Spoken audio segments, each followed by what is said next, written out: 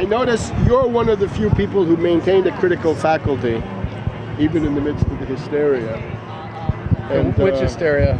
The Ron Paul hysteria. Oh, so that's what it yes. is. It's a cult. Yes. No, I agree, and I appreciate that you noticed that. I tweeted one of your tapes when you tell about the nefarious Benton Tate and. Well, we could have a separate conversation about that. Yeah, weed. Yeah, if his background isn't enough, you know to what the make leprechaun you suspicious. says? The leprechaun says, "A friend with weed is a friend indeed, but a friend with gold is the best I'm told." Me gold, okay, me gold. That was on St. Patrick's Day. Ron Paul was widely compared to the leprechaun. Lep in the hood, out to do no good. Well, I don't know if you want to get into this, but one of the things that I've heard as a suggestion about Jesse Benton is that he was actually sent. That the reason he was cheating on a woman when he first hooked up with Ron Paul's granddaughter, Valerie, and married her in order to work his way into Ron Paul Inc. And that's pretty obvious in and of itself, but that he was actually sent by an outside agent that is why he's got Trygve V. Olsen in on the campaign in order to take the teeth out of the foreign policy part of Ron Paul's message. Do you have any insight or opinion on that? I would say about this. I have seen published sources online, which I have not been able to verify, but they seem plausible, that Ron Paul is the champion nepotist of the House and the Senate. In other words, of all the congressmen and senators right now, he is the greatest expert on getting his own relatives on the payroll. And that would include, apparently, the figure I saw was 61 people. 61 of his relatives are either on his congressional office payroll or his campaign payroll. And that would be Benton married to his granddaughter. But I think in a larger sense, the entire purpose of his campaign is to secure a future for Rand. And Rand, Rand is out there campaigning for Romney right now, even as we speak, right? And he's made statements in favor of Romney, which amount to endorsements. And therefore, the problem that I think is tragic for the people that are here is so many of them have bought into this Ron Paul hysteria, and they're ignoring the obvious facts in the case. Now, let's bring it right down here to the Bilderberger. Peter Thiel, Thiel, or Herr Thiel, is a member of the steering committee of Bilderberg. I would say he's even more than a member of the steering committee. I think he represents the next generation of the degeneracy of this group. In other words, you have people like David Rockefeller, Kissinger, Zbigniew Brzezinski, Lecomte d'Avignon, right, the European branch. These guys, they're old. They're going to be gone soon. Who's going to take over this stuff, and what will that represent? I think there's a generation of young predators who are more sociopathic than the older ones because they have no experience of war, they have no experience of the Cold War, they have no understanding of a world without derivatives, right? They think for them derivatives and the internet are like daily bread. Thiel is famous for a number of things, right? He gives young kids money to drop out of college, which I think is criminal. I mean, if you were a parent, if you know what this means, to sacrifice for decades of your life to put your kid through college, and then along comes Thiel and says, here's $5,000, kid, go drop out. Right? Well, you really think that the modern government-supervised propaganda system is something that anybody should subject their children to? Come on. Enough with the talking points. If you go to college and you're smart, you can always get a good education. You can learn languages, right? Those are objectively valid.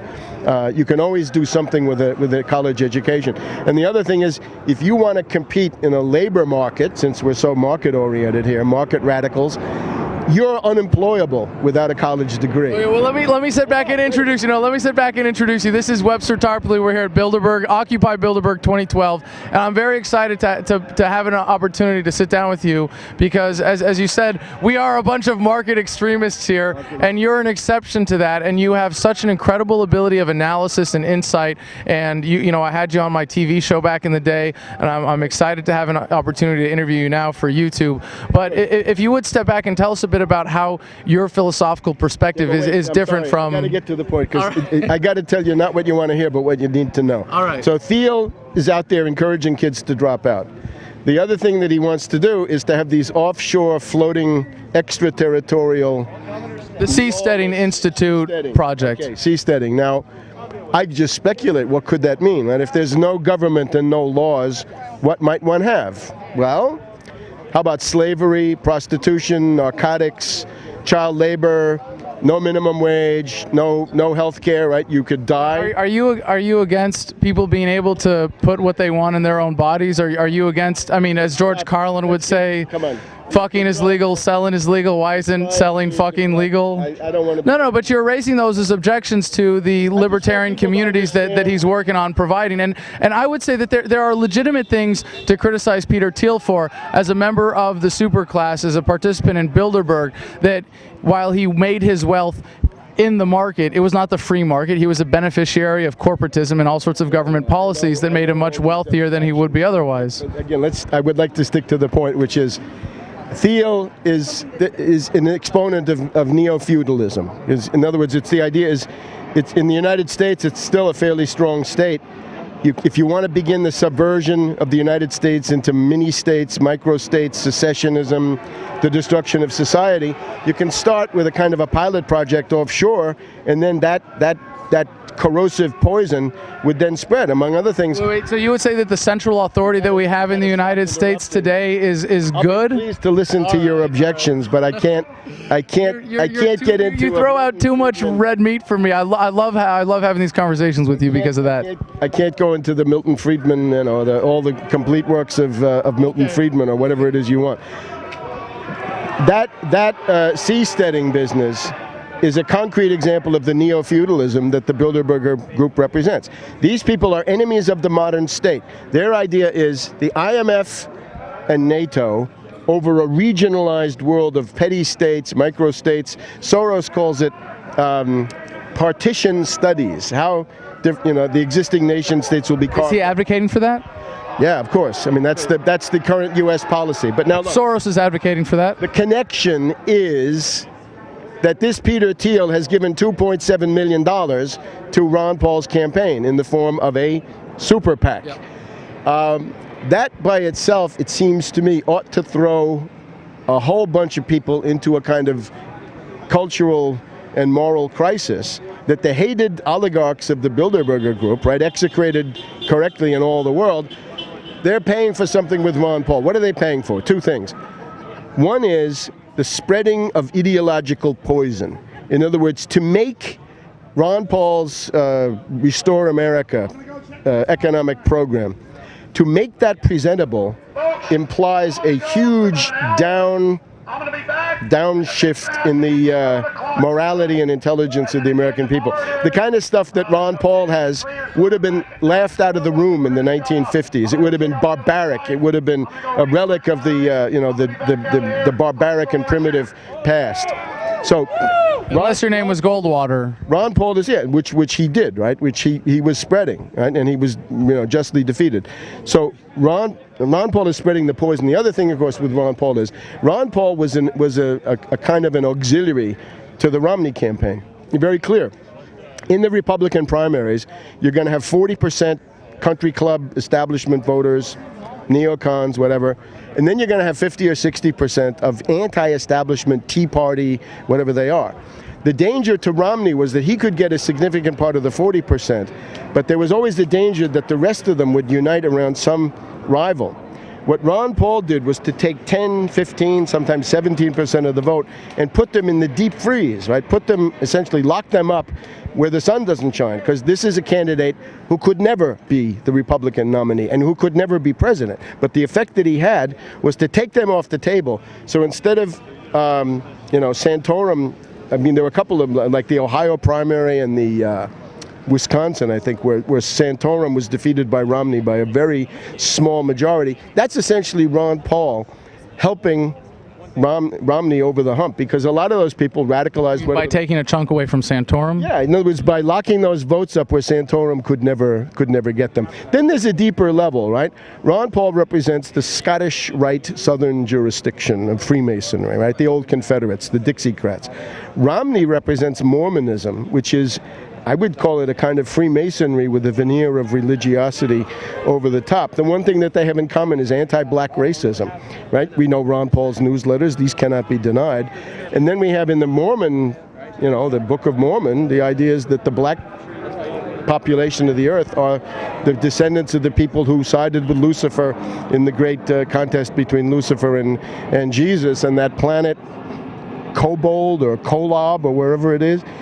So this is all a very cynical thing. Now, the verification of this would have been if Romney had needed Ron Paul's delegates to go over the top to get the 1144, he would have had them. And but we won't see that at this point, is what you're saying. I don't think we will, because Romney has made it sort of on his own. But at that point, the swindle that would have been carried out would have been to say, okay, Romney's going to get these votes. He's going to put Rand Paul on there as vice president, and therefore delegates, Ron Paul would make an appeal to his delegates, come out and support my little son. He's such a wonderful guy, and all this stuff. And the son, Rand Paul made pilgrimages, according to published sources, to meet William Crystal of the Weekly Standard, to pledge that he would not be doctrinaire and reject a war with Iran, but he would be open to a war with Iran. Well, and as he's shown, he already voted for the sanctions, which was the first act of war against Iran. He votes for economic warfare. So I think this is tragic. And in 2008, my function was to say to people, stop Obama. Don't believe Obama. It's a fraud. Don't be duped. And now it's similar. It's a somewhat more limited phenomenon, but still, it's a phenomenon that tends to take a lot of people out of circulation who would have been valuable. In other words, who would have been exactly the people you need for serious organizing.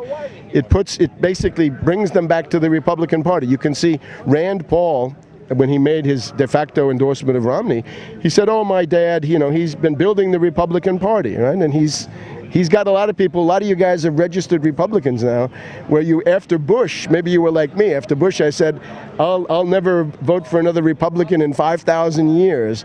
And they said, oh, that's sectarian. I said, all right, 3,000 years. I won't vote for a Republican for 3,000 years. That would have been a good resolution for you guys to make. So I think this is a swindle. This is a controlled opposition. You've got to grasp this. I know it hurts. Well, now you're not suggesting that are you suggesting that it's deliberate on Ron's part to play into this, or that he's being promoted as controlled opposition because he is creating something that is controllable? Yeah, I mean, to psychoanalyze him, I wouldn't know how to do that. But I would just point to one thing, right? Why is this important? You look at that Restore America plan, right? The savage cuts, the $1 trillion of cuts, right? The Pentagon budget gets cut 15%, which is what Obama's doing already. Obama cuts plus automatic sequester minus 15%. So Ron Paul is giving you no extra Pentagon cuts, but he wants to cut food stamps by 62 to 63%. So right now, food stamps might be average, according to Chef Mario Batali, $31 a week per person per week. So that's about $1.50 per meal.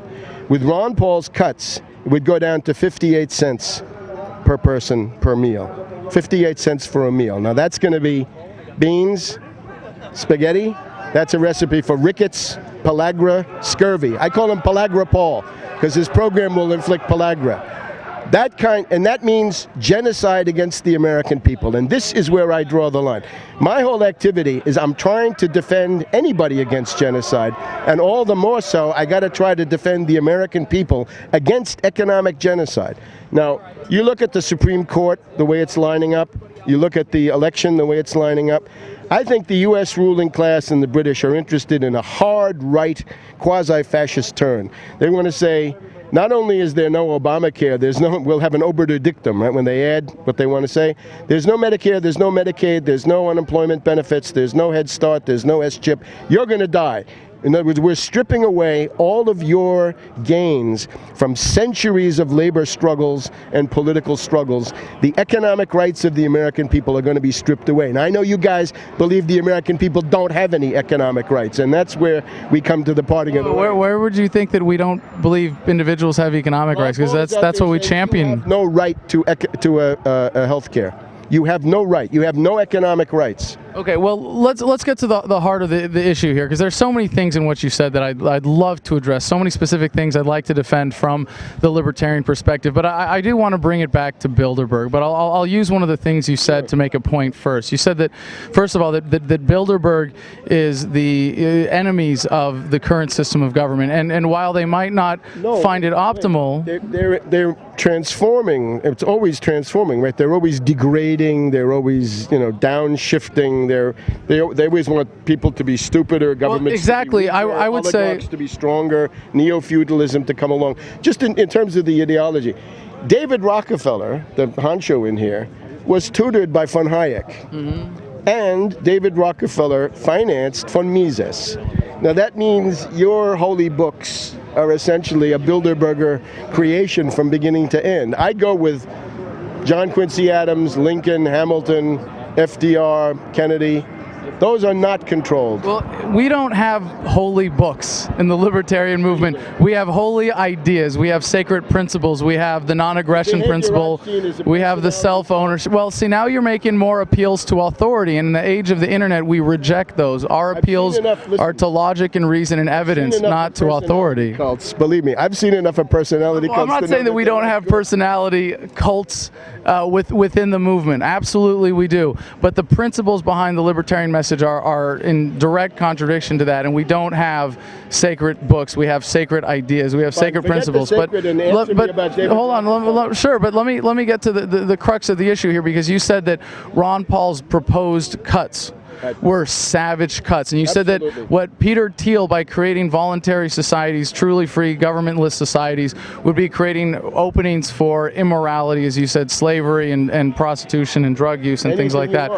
Right, of course, but it's what do people want? And what I would say is that what we have now, the source of all those funds, you say it's savage to cut government spending. I think what's more savage is when you have the government saying, you people can't figure out how to do these things without force and violence. You guys can't figure out how to address poverty. You can't figure out how to get along in a free society. We have to impose some system by a central authority, by force and violence. And if anything, the people here at Bilderberg are the beneficiaries of government.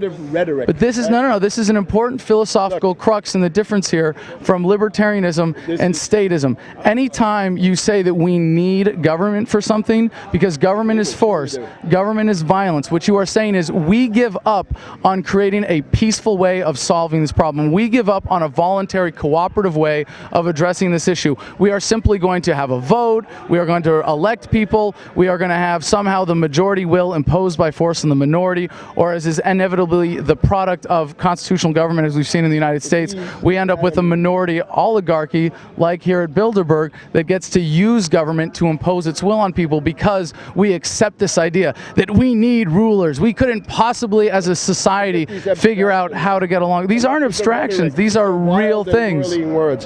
Here's concrete. In the United States right now, you got 50 to 60 million people. They are there thanks to Bill Clinton, first of all, because Bill Clinton destroyed welfare. Wait, 50 to 60 who what? Million people who are in extreme dire poverty.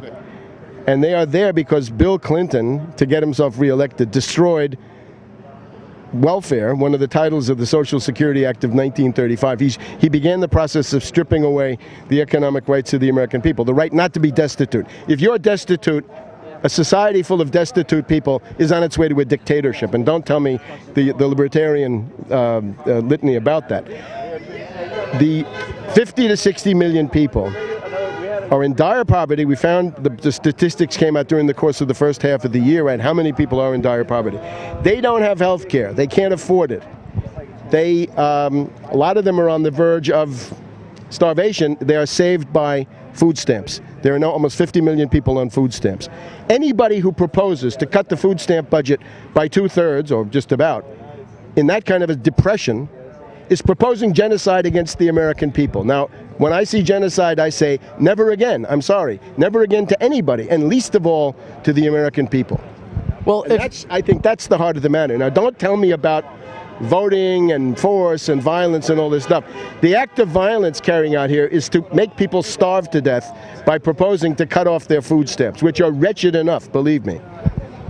So you don't think that the imposition of taxation by force, that the extraction of the wealth from the American people, that is an excuse for, is more responsible for that poverty? You don't think that the government has anything to do with creating these problems? Look, you got to tell me, if I kill a significant part of the 50 million who are now living on food stamps, you got to tell me how that helps anybody. How does that make anything better? Oh, it solves the deficit. Yeah, that's the method that. Okay, well, let me ask you then a more hypothetical question. Yeah, I know you want to be. Because yeah, you want that, of course. No. Do the American people want to take care of people who are starving in this country? Do the American people, out of the goodness of their hearts, really do they want to do this? The concrete issue is the food stamp program, TAMF, right? Temporary Assistance to Needy Families, and SNAP, right? Supplemental Nutritional Assistance Program. Is that going to be funded or not? And if you say no, with everything else remaining the same, right? Ceteris paribus, everything else being equal, that's genocide. Well, look, just because I don't care. hold on. I let you finish now. Give me a minute to have to get my full ideas and rebuttal out. Because just because I'm against the government wiping my ass doesn't mean that I'm for having shit all over it. Just because that we don't want a central authority to impose something doesn't mean that we're against the benefits. No, these are real ideas. Because if you had a people that wanted to take care of poor people, if that wanted the products that government provides that are legitimate services that people want to consume, wouldn't you be able to convince people to go along with this? Wouldn't you be able to convince and persuade people to be a part of the system? Wouldn't it? Well, no, it's a real world where people can actually get together peacefully and create superior solutions to ones that, I mean, if your ideas are so anarcho-capitalism, voluntarism, because I have a moral problem with ever using force against someone who is acting peacefully. And if you say that we need government for something, you're saying that it's impossible. You got a problem with violence? Genocide? How about starving? I don't know how many million of those people will die if we cut off their food stamps? The original crime that was an initiation of force was making them dependent on government in the first place. Where we are now, in the here and now. How is your Ron Paul 2/3 cut of food stamp budget going to do anything positive except kill a lot of Americans? Well, and now, as we can see from Germany, 1930 to 32, destroy the economy, destroy the political system, and open the door to fascism. Let me add another one. If you're concerned about totalitarianism, okay, and I am, you got to realize the only way you fight totalitarianism is to have powerful mass organizations. And among these, some of the most important are trade unions. Now, I thought powerful organizations were a form of totalitarianism. No, if you're going to fight a totalitarian state, suppose somebody seizes power in Washington and tries to create a totalitarian government. It's happening. Like Obama? Huh? No, I'm talking more like Hitler, let's say. If you get a Hitler comes to power in Washington, how can you stop him? You call a general strike. You got to fight. You got to have an open-ended general strike with demonstrations and all the rest, political strikes. Who could do that? Unions could do that. And now along come Ron Paul and Rand Paul saying, oh yeah, we're for liberty, but in the meantime we're going to destroy the only organizations that have a prayer of preventing totalitarian rule. You raise a valid point, and let me get to the heart of this, which is what does the libertarian message do to address poverty? And I think we can at least agree that genocide. we address dictatorship and genocide by condemning all of the immoral initiations of force that underpin those philosophies, those ideas that make that possible. But no, this is really consoling word. This is but this is important. They need their food stamps, my friend. They need to eat something. They need government. They need government. They absolutely are dependent on systems of violence. No, that's all that's left. Well, Webster, are you going to give me a minute to actually address this? Are you going to give? Come on, man. I like their ambition is that when I've got the mic, you're not even being picked up. Come on, man. That's all there is. Then you damn well better have food stamps. Yes, rather than genocide. Okay, well this now anything is better than genocide. And I'm not going to address this in terms of the Ron Paul plan, because again, right there, you're making an appeal to authority for something specifically, because I'm advocating something different. But there is a principle that he has discussed, which is that we need to cut foreign aid first. That when you re-empower the American economy, and you would agree with this, by eliminating the the unnecessary foreign military spending and foreign aid, that people on average will be much more prosperous here in the United States, will be much more able to address the issue of poverty. No, but first we do that, then we address that issue. But here's the crux of this, is that the system that we have today that keeps people dependent on welfare is holding people back from real economic opportunity, from real economic development. And what we should do is address this. And I don't want, no, but the reason that we don't have jobs is because government makes it too expensive to employ people with regulations and taxation and the minimum wage. But if That's Chamber of Commerce rhetoric, huh? You sound like a reactionary Republican of the 1930s. Except that I'm a voluntarist anarcho-capitalist, and we're moving forward to a new paradigm. A libertarian is a reactionary Republican, maybe with some narcotics thrown in and a little bit of wild stuff, right? Come on, Webster. I thought you'd have a slightly more respect for the seriousness of the philosophy that we're proposing and discussing here.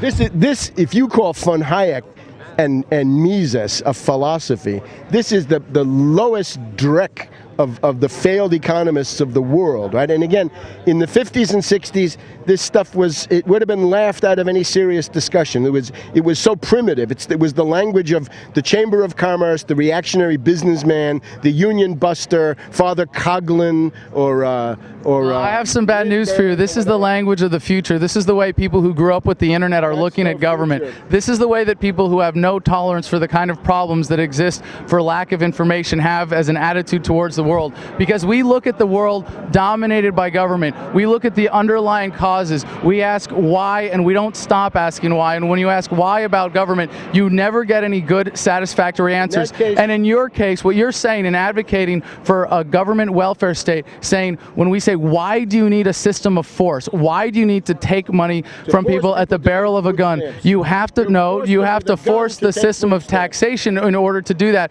because you cannot convince them that the government system is going to be the most effective way to take care of poor people, that private charity isn't more efficient, more effective, more moral, and more sustainable. That has always been the case. But more importantly, we believe in the free market ideal that is two individuals exchange goods and services just as we are right now. There's no force and coercion here, except when I take the mic away from you. And we're able to exchange without force, fraud, or coercion. And any time you introduce that, where we think that we're benefiting for mutual benefit, or we're interacting for mutual benefit, anytime you introduce force into the equation, one person doesn't benefit. One person is a victim. And what you are doing is taking away that capitalist ideal that humanity has the ability to achieve anything through the market, through peaceful, voluntary cooperation. And anytime you introduce force into that, you are taking away that potential. And the people today that are here, that grew up with the internet, the youth in America that sees the potential, don't accept any of these justifications that you put forth for more government, for a welfare state, because we know that when you entrust a system that has the power to, by either representative government or by majority vote, somehow force its will on a minority of dissenters, not only are you violating those basic moral principles, but you're creating the avenue to tyranny that allows for the Bilderberg group that we're here protesting to exist in the first place. The avenue to tyranny is the destruction of all unions and the kind of austerity. If you want to see what Hitler came from, he came from an austerity program very similar to Ron Paul's, the Bruning years from 1930 to 1932. Look, you got all this wild spinning rhetoric. There are 50 million Americans that have to have dinner tonight. What's your proposal? I'm not for immediate. No, I'm not for abolishing it immediately. No, and you're talking about you're talking about the Ron Paul plan, and you're mistaking Ron Paul for the message of liberty. He is not. He is someone who has taken the philosophy and done his best to embodiment in a practical form to reduce government violence, applying it to the immediate problems of government. And under his plan, and you should have more respect for this, he has said we end foreign military spending, and then we find a way to phase out, without pulling the rug out from underneath anybody, the domestic welfare spending here at home. That's what he says, but see, Ron Paul has committed a tremendous mistake by putting this Restore America on the internet. I urge everybody, look at that Restore America. His specific plan, you mean? It's a detailed budget plan for how to cut $1 trillion from the federal budget in 1 year, and it spells genocide. And the 62% cut in the food stamps, he wants to cut WIC. How about WIC? It's about $2 or $3 billion. WIC is high protein meals for expectant mothers. And it has to be, those meals have got to be there now, because the babies are going to come into the world. If they don't get enough protein, they're going to have cognitive impairment their whole lives. So you have all of this crazy rhetoric, right? All of this, it's really Bentham, right? It's Bentham and John Stuart Mill and a whole bunch of British East India Company claptrap. What's left is the American people are in agony, and your only proposal is to strip them. I notice you didn't talk about anything with class consciousness. You didn't say, we're going to expropriate the rich predators of Wall Street. We're going to tax Wall Street turnover. We're going to shut down the speculators. This is a good point. And I will say that this is one legitimate weakness of the libertarian philosophy, is that it does not completely, to everyone's satisfaction, address the existing concentrations of wealth and power that are the product of the government-managed market. But what we are saying is that we are making the conscious choice that we would rather deal with that peacefully than violently. Now, you are saying that we might have a genocide, and you use that term in terms of what would happen if we cut welfare here in the United States, that Americans are so heartless that we would simply let people die on the streets. But I don't know if you noticed, Webster. I don't know if you noticed, but there is already some widespread death going on at the hands of the government that is justified by your saying that we need it for the welfare state. And despite the public's will being so against the wars in Iraq and Afghanistan, they continue to this day. The genocide of our current foreign policy and the global war on terror continues, despite the American people being against it, even though the American people think, well, we're just going to have the government to do this limited good work with welfare, with food stamps. Ron Paul voted for the Afghanistan war. Ron Paul voted for the 9/11 resolution. You're confusing Ron Paul, the man with the message of liberty. That's not what we're talking about. You're a moving target now. In other words, if it's not Ron Paul, then who is it, right? And I'm glad you're distancing. Well, I'm here to talk about ideas. I'm here to talk about philosophy. Yeah, it seems like it's very convenient to retreat into abstractions when the concrete manifestation. It reminds me the concrete manifestation is Bilderberg Group. The concrete manifestation is the ongoing occupations of Iraq and Afghanistan. The evidence before us is the drone strikes that continue every single day. That is the byproduct of saying that we need government to take care of us. We need government to make us safe. We need to grant someone an arbitrary authority. That is what opens the door for tyranny. And if you think that we don't have that today, you're the one living in a fantasy world. If you're thinking that if we just get government correct, if we just do it right, then we'll have everything okay. No, it is in the nature of government that makes the current governmental democide that we are experiencing today possible. And it's made possible because there are enough people that agree with you who think that we need government to keep us safe and to provide welfare state. By 2/3. You're supporting, what do you say? You're supporting Ron Paul's program to cut food stamps by 2/3? No. I don't think it's perfect, but I think it's a move in the right direction. Absolutely. How much would you cut? Well, I wouldn't cut any immediately. I'd cut the foreign spending, and what I would do is localize it. My plan, instead of saying we're going to cut it, we're going to localize the income and the output of those programs to the state level. I think empowering local communities rather than a central authority to have a greater say in how we use government to take care of the impoverished no, not block grant it. You stop taxing the states and you let the states decide how they're going to fund those. All right, look. Why do we need a central authority to do this? Why do we need the federal government not? Here's the question. Why do we need government at the federal level and not to do things that can't be done at the state level? What can't be done? It can be, but if they're not done at some level, I don't care what level they're done at. Your reading of the Constitution, I think you're reading the Confederate Constitution and not the U.S. one. Or maybe I haven't cited the Constitution yet. This stuff about what level with all these things. The point is, well, I'd like to see it all the way down to the community level, down to the city level, down to the family and individual level, and have people actually be in charge of their own lives. But the way that we transition out of this system of central authority and statism that makes all of this democide and Bilderberg superclass possible, a system of social Darwinism and the survival of the fittest, where rich oligarchs can thrive at the expense, they can act out their sociopath natures against working people with no protections, no... Wait. Are you describing the libertarian vision, or are you describing Bilderberg? The union busting. Well, these are now rapidly merging, aren't they? With, I would say, Thiel, to get back to something concrete. Yes.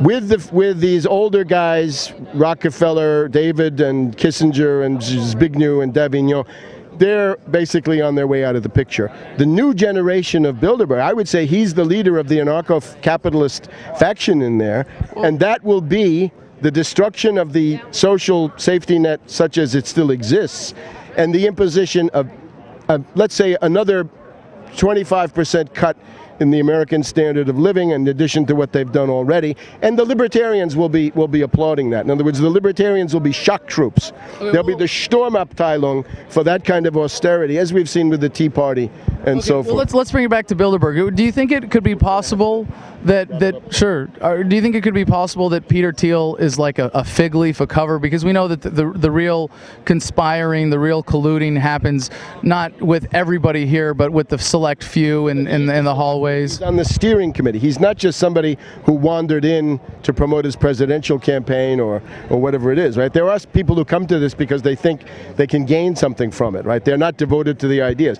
But when you look at some of the people that I've been mentioning in Thiel is on the steering committee. So what is it that he's looking to benefit from specifically? What is it you think that are Thiel's interests? That Ron Paul spreads the ideological poison of this libertarianism, right, quite effectively. He dupes a lot of kids with his Leprechaun Act. And at the same time, he's the right wingman for Romney to get Romney in, because ultimately they wanted Romney. And they had made that decision. Look, we're here at the Marriott Hotel. Does that tell you anything? Marriott, Romney, Huntsman, they're all Mormons, okay? So the Mormons own the hotel. It's a Romney event. It's not an Obama event, right? Obama was the enemy of yesterday.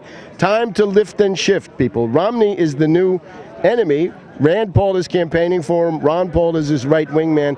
And what it shows is the inherent duplicity of what is called libertarianism. In other words, the deep dishonesty of this entire system of belief, which is claiming to be libertarian, but it's a creature of David Rockefeller. Goes back to David Ricardo, who was on the head of he was one of the people on the board of the British East India Company, and in that capacity, he became an apostle of libertarianism. Okay, so it couldn't be that the internet is waking people up. It's just Ron Paul duping people. No, I want to ask you one last question. Normally, I start my interviews with this, but I want to give Webster Tarpley here a chance to bring us back to a note of unity about why we're here today, and tell us why it's important for you to be here and bring attention to the Bilderberg meeting. Yeah, my goal here is to break the power of finance capital in the world, and to denounce them and to expose their program and what their actual deliberations are. I think they're picking Romney over Obama. They're going to be interested in seeing who's the vice presidential candidate. They want to see them. They don't have omnipotent power, but they have a lot of money, a lot of influence, a lot of press, so it makes quite a difference. The other questions they have: what are you going to do about Russia with Putin? What are you going to do about China now that the Bo Xilai coup has failed? Is there some hope for a color revolution brought on by these guys in either Russia or China? What about the BRICS? The Brazil, Russia, India, China, South Africa. They've got a BRICS development bank coming. That's a real threat to the dollar. What are they going to do about that?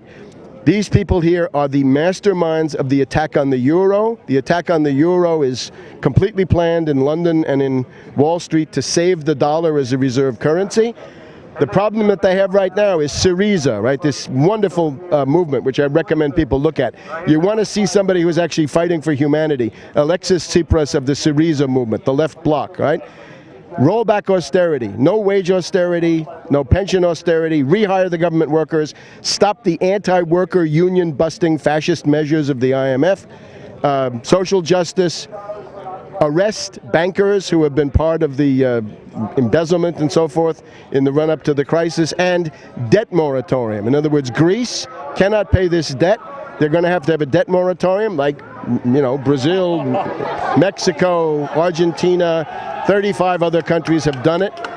That's what they're going to need. So that's the action. In other words, people in this country are said, we got the left anarchists with ad busters at the Occupy, and we've got Peter Graeber and Julian Assange and the whole crew of left anarchists.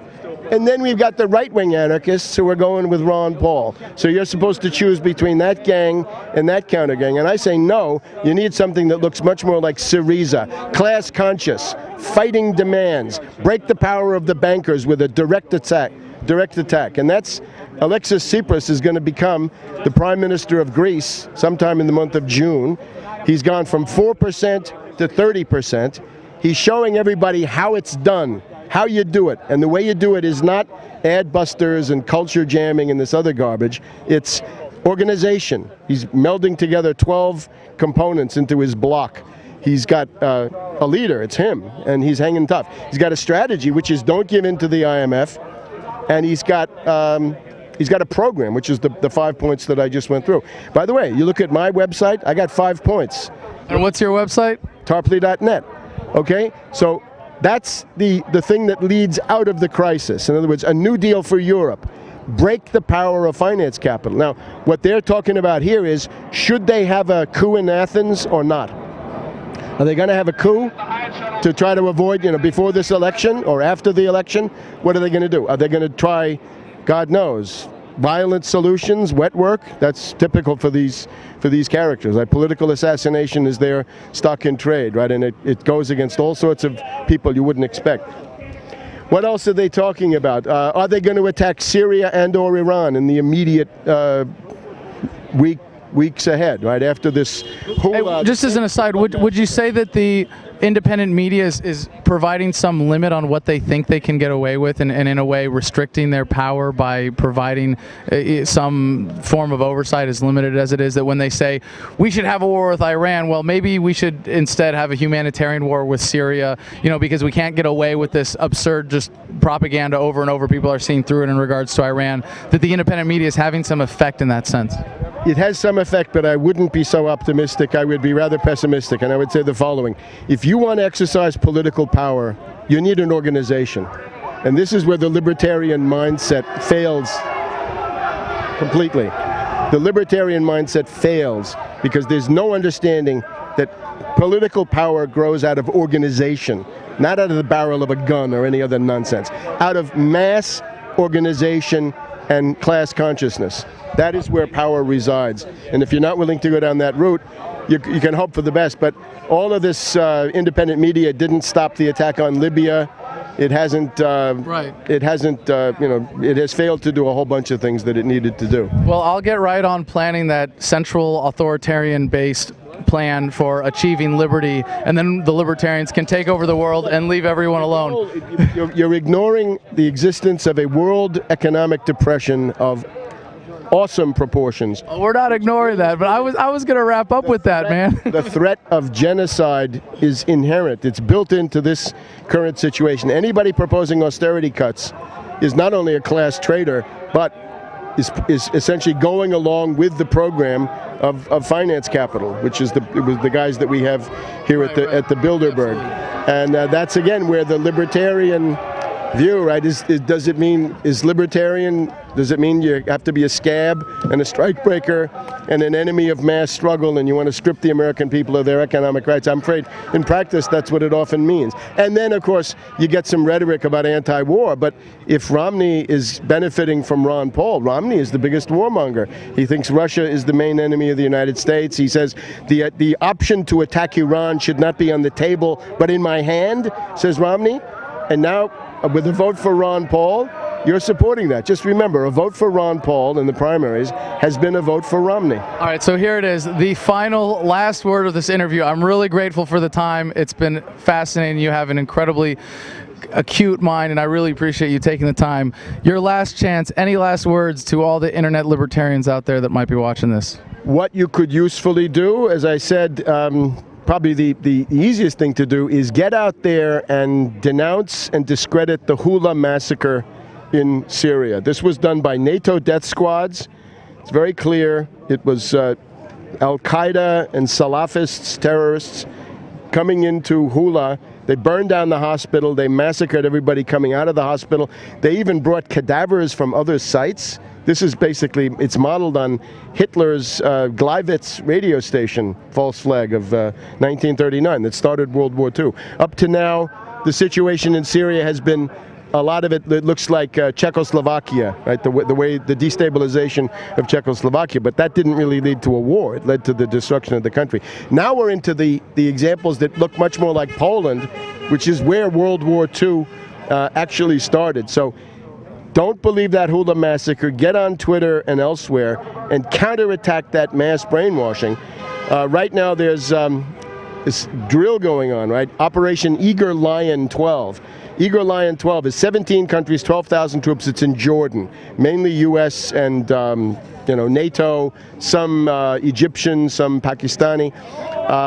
That is essentially the drill that would go live to attack Syria. So support, in contrast to Ron Paul, get out there and campaign for the Walter Jones resolution, right, that tells Obama, if you attack anybody, you'll be impeached. At least. Right, that was awesome to see Walter Jones submit the bill to impeach Obama. Yeah, I was amazed that Ron Paul, didn't build it into his stump speech. He didn't do anything with it. I think he finally grudgingly became a co-sponsor, right? But he doesn't do anything that might embarrass Mitt. He's there for Mitt. You gotta see that, right? Everything comes down to Mitt and Rand. Mitterrand, right? Sounds like a French president. So stop the attack on Syria. I would say that's the main thing, say, in the next week or two. Ladies and gentlemen, Webster Tarpley, tarpley.net. Check the link below. Thank you. Thank you so much. No, that was really blessed. Hey, everybody. Who wants their chairs back? Did I shake anybody's orthodoxy? Huh?